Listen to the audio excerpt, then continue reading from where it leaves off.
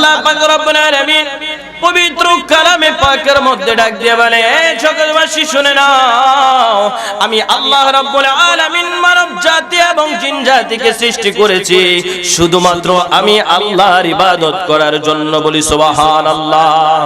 আল্লাহর ইবাদত করার জন্য আল্লাহ তাআলা আমাদেরকে সৃষ্টি করেছেন। ওগো আল্লাহ, ও রব্বুল আলামিন, আপনার ইবাদত করব, মাওলা গো একটু আমাদেরকে সিস্টেমটা বাতাইয়া দেন না। আমার আল্লাহ তাআলা পবিত্র কোরআনের মধ্যে ডাক দিয়া বলেন, আতিউল্লাহ ওয়া আতিউর রাসূল ওয়া উলিল আমরি মিনকুম। বলি সুবহানাল্লাহ।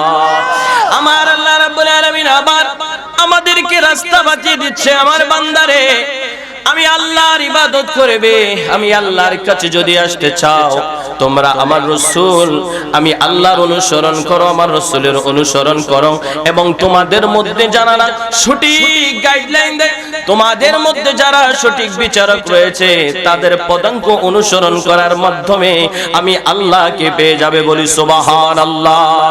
আল্লাহ গো,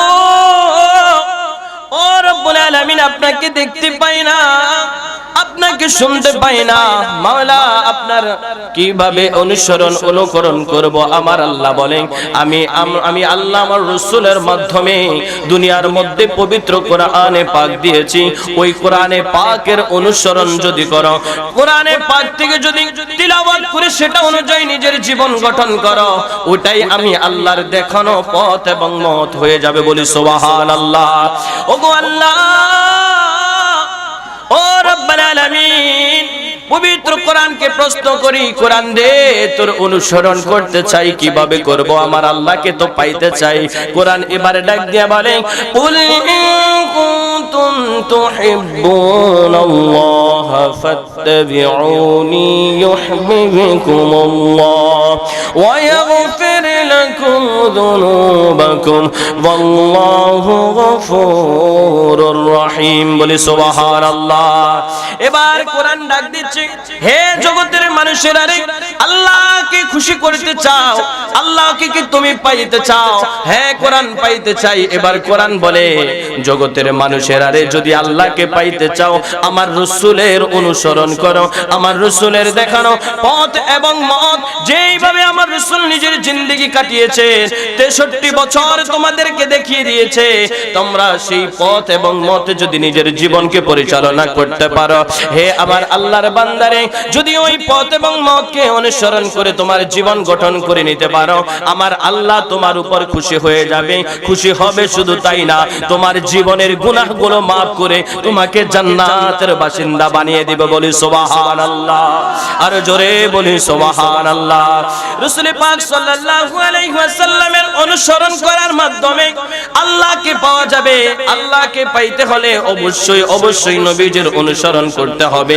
নবীজির অনুসরণ করার জন্য যখন হাদিসে মুবারাকার মধ্যে যাই, আমার নবীর পুরো জিন্দেগি যখন আমরা তালাশ করি, নবীজির মিলাদ আমরা তালাশ করি, নবীজির সিরাত আমরা তালাশ করি, পুরো জিন্দেগির মধ্যে পেয়ে যাই আমার নবী পাক সাল্লাল্লাহু আলাইহি ওয়াসাল্লাম আমাদেরকে সত্য পথে চলার জন্য, সত্য কথা বলার জন্য বলে গিয়েছে। বলি সুবহানাল্লাহ।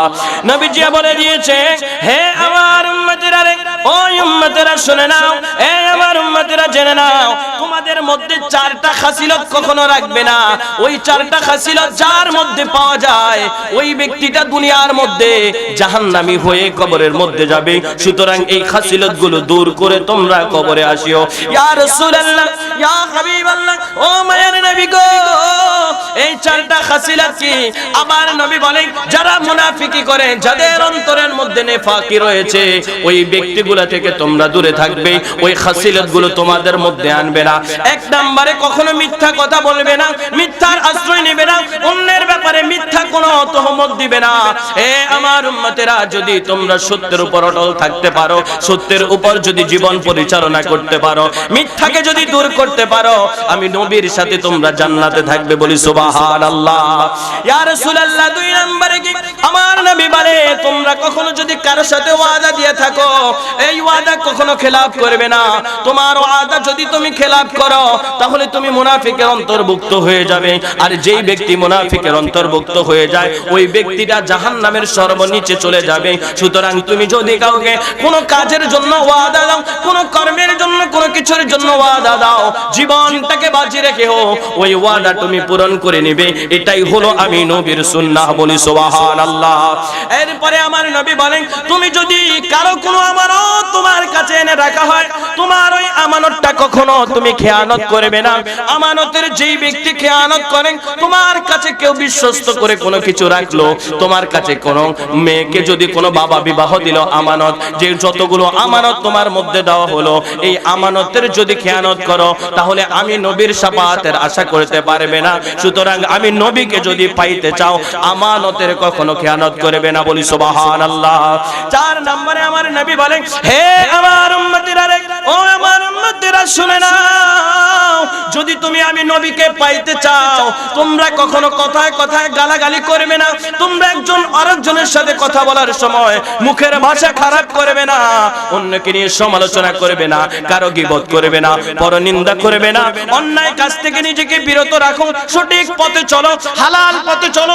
নিজের জীবনকে যদি হালাল পথে চালাইতে পারো, তোমার এই জীবনটা যদি হালাল ভাবে সুন্দর মতো যদি গড়ে নিতে পারো, সামান্য তোমার জিন্দেগি যেটা পাইবা 60 বছর হোক 70 বছর হোক, এই সামান্য সময়টুকু যদি আমি রাসূল এবং আমার আল্লাহর জন্য যদি কাটিয়ে দিতে পারো, হে আমার উম্মতেরা, কবরে আসতে দেরি হবে, আমি নবী আমার কোলের মধ্যে নিতে দেরি করব না। চিৎকার দিয়ে বলি সুবহানাল্লাহ। ওই নবীকে আমরা চাই কি চাই না? 2 হাত তুলে বলেন, আমরা নবী চাই কি চাই না? নবীর সুন্নাহ মানতে চাই কি চাই না? নবীজির দেখানো পথ এবং মতে নিজের জীবনকে উৎসর্গ দিতে চাই কি চাই না? যদি কখনো কোরআনের অবমাননা হয়, যদি কখনো আমার রাসূলের শানে কেউ অবমাননা করে, আমার আল্লাহর সাথে যদি কেউ অবমাননা করে, এই জীবনটা যদি 1 ফোঁটা রক্ত শরীরের মধ্যে থাকে, ওই 1 ফোঁটা রক্ত নিয়ে হলো আমরা ময়দানে নেমে যাব। বলেন ঠিক না? আরে জোরে বলুন ঠিক না? আল্লাহ তাআলা আমাদের সবাইকে আল্লাহ এবং রাসূলের দেখানো পথ এবং মতে চলে নিজেদের জীবনকে গঠন করার তৌফিক দান করে, বলি আমিন। ওয়া মা আলাইনা ইল্লাল বালাগুল মুবিন। আসসালামু আলাইকুম ওয়া রাহমাতুল্লাহি ওয়া বারাকাতুহু।